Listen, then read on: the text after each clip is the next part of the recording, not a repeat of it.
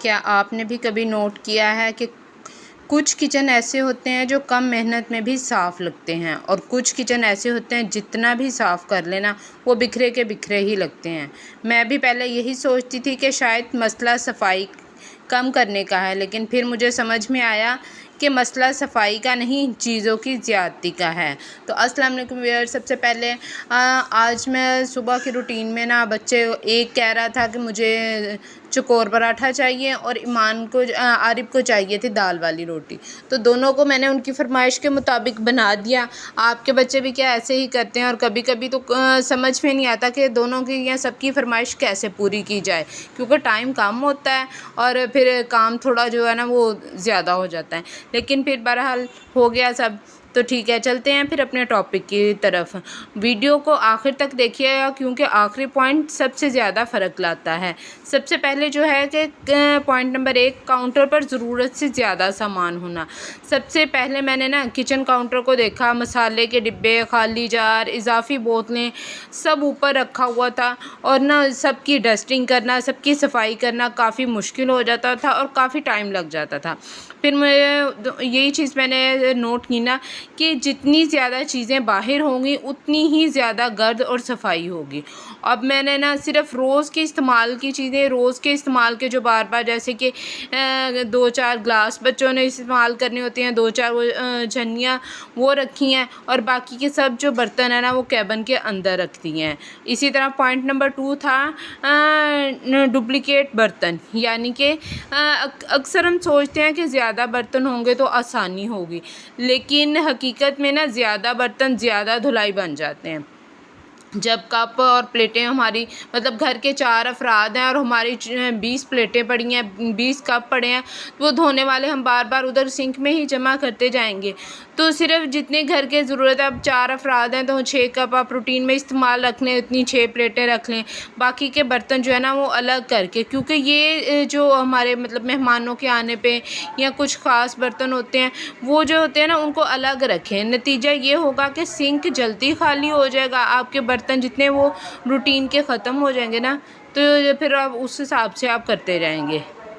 फिर इसी तरह जब पॉइंट नंबर 3 है कि खाली या आधी इस्तेमाल वाले डिब्बे, ये वो चीज़ है जो जगह भी घेरती है और ज़हनी बोझ भी लगती है।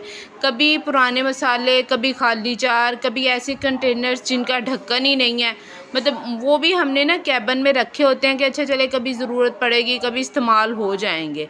लेकिन उनसे ये होता है कि इतना ज़्यादा किचन में हमें रश सा नज़र आता है ना बर्तनों का, और समझ नहीं आ रही होती। डीप क्लीनिंग भी जब कर लें, अच्छे से सफाई भी कर लें, सारा कुछ कर लें, लेकिन किचन होता है कि साफ़ होने का नाम ही नहीं ले रहा था।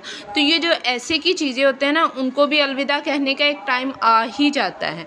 तो जब इन चीज़ों की ज़रूरत नहीं होती, जो ऐसे पुराने डिब्बे ख़राब हालत में जो पड़े होते हैं ना उनको डिस्कार्ड कर देना चाहिए। बाज़ औक़ात कुछ चीज़ों का दिल नहीं कर रहा होता, कुछ ख़वातीन ज़रा ज़्यादा कंजूसी टाइप की होती हैं कि चले ठीक है पड़ी रहने दे, पड़े वो पड़ी पड़ी पे इतनी गर्द पड़ जाती है कि बहरहाल फिर भी तो उसे फेंकना ही है ना। तो जब शुरू में आपको पता है कि इस चीज़ का इस्तेमाल नहीं होगा तो आप उसे जमा करके रखने की बजाय ना फ़ौरन उसे ज़ाया कर दें। इसी तरह सफाई के लिए इंतज़ार करना, पॉइंट नंबर 5 ये सबसे बड़ी गलती होती है कि अक्सर एक साथ सब काम कर लेंगे। मतलब अब किचन में काम, हमने खाना बनाया है ना, तो खाना बनाते वक्त वो अक्सर मतलब टोकरियाँ जो सब्ज़ी वाली होती हैं या कोई और साथ के साथ बर्तन होते हैं, अब आटा गूंदा, आटे वाली परात, ट्रे, तो इनको वैसे ही धोए बगैर ना तो रख देना है कि बाद में इकट्ठे करके धो लेंगे। तो ऐसा करने से भी बहुत सा काम हमारा जो है ना वो जमा हो जाता है। अब आपने आटा गूंदा है, आटे वाला बर्तन, आटे वाली परात वो उसी के टाइम धो के रखती। बाज़ लोगों को मैंने देखा बाद में आटा है कि वो परात में ना आटा इतना खुश्क होके जम जाता है और उसको धोना भी मुश्किल होता है। तो अगर फ़ौरन आप ऐसा कर लेंगे ना, सफाई आटा गूंदा है साथ के साथ ही वो बर्तन, अब आटे वाला जो खाली बर्तन होता है जिसमें से हमने गूंदा वो आटा निकाला है वो धोने वाला पड़ा होता है, उसको भी रख दें तो उसको भी ऐसे ही आपने क्या करना है, जब बर्तन खाली होगा उसको फ़ौरन ही धो के रख देना, क्योंकि उसको अब आप खुश्क कर रख देंगे ना तो वो खुश्क होके इतना दोबारा वो उसको साफ़ करना मुश्किल हो जाएगा ना कि आपका टाइम बहुत ज़्यादा लगेगा।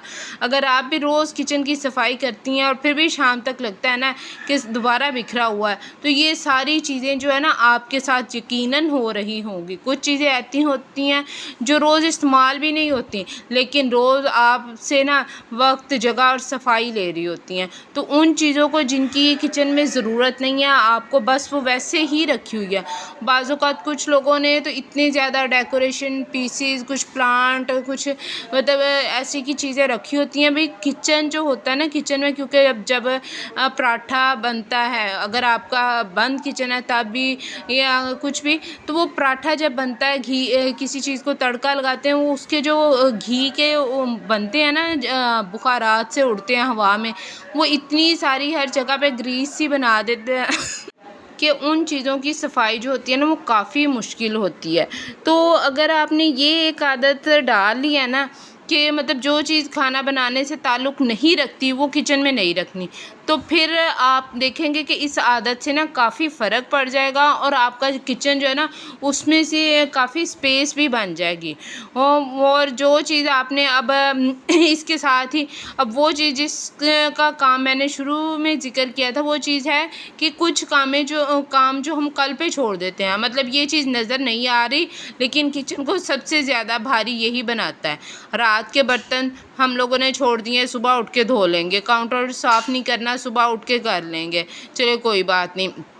इसी तरह बाज़ औक़ात आटा जो गूँदने वाला होता है, कुछ लोग तो बिल्कुल ताज़ा आटे के लिए ही रोटी बनाते हैं, उनको तो नहीं होती तसल्ली कि रात को गूँद के रख लें। अब वो भी सुबह उठ के आटा गूँदना है, अब बिल्कुल ताज़ा आटे की रोटी भी नहीं बनती, मेरे से तो ख़ैर नहीं बनती। मेरी कोशिश होती है अगर ताज़ा गूँदा है तो कम से कम रोटी पकाने से ना आधा घंटा 1 घंटा पहले गूँद के उसको फ्रिज में रख दूँ, फिर उसकी रोटी बनती है। तो कोशिश करें आप रात को रख लें, बच्चों ने स्कूल जाना है, आप लेट नहीं होंगे।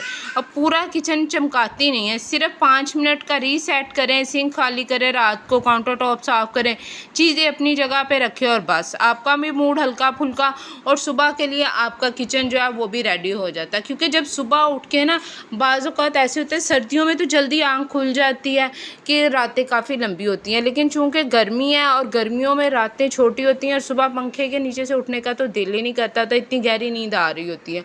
तो जब एकदम से लेट उठते हैं और देखते हैं टाइम, अब जैसा कि हमारे यहाँ तो गैस का भी टाइम सेट है कि सुबह 6 से 8 बजे तक गैस आता है, जैसे ही 8 से सुई ऊपर हुई तो गैस बंद हो जाता है। और अगर आपकी आंख लेट खुली तो यकीनन फिर आपका नाश्ता भी रह जाएगा। तो इसीलिए मैं तो यही कोशिश करती हूँ कि आधी से ज़्यादा तैयारी जो है ना वो रात की कर लूँ और किचन जो है अपना हल्का फुल्का रखें, ताकि उसमें से आपको चीज़ें ढूंढनी मिलनी जो होती हैं आसान हो जाएँ। बाज़ औक़ात ऐसे होते हैं हमारे जो प्लास्टिक के चम्मच वगैरह मतलब कुकिंग के लिए इस्तेमाल होते हैं या लकड़ी के, वो टूट जाते हैं लेकिन फिर भी हम फेंकते नहीं हैं, किसी कोने में पड़े होते हैं, चले कहीं इस्तेमाल हो ही जाएंगे। तो ये जो ऐसे की चीज़ें हैं ना बिला वजह की संभाल के रखनी, इनको डिस्कार्ड करें और अपने किचन को हल्का फुल्का करें। तो अगर आपको ऐसी किचन रूटीन आसान और सफाई वाली वीडियोस पसंद हैं तो अगली वीडियो में मिलते हैं। और ये कोई भी अगर आज की एक चीज़ ज़रूर चेक करें और कमेंट में बताएं कि आपकी किचन में कौन सी चीज़ सबसे ज़्यादा जगह लेती है, तो क्या आप उसको डिस्कार्ड करेंगी जो फालतू में आपने संभाल के रखी हुई है। तो इसके साथ ही मिलेंगे फिर नेक्स्ट वीडियो में, तब तक के लिए अल्लाह हाफिज़।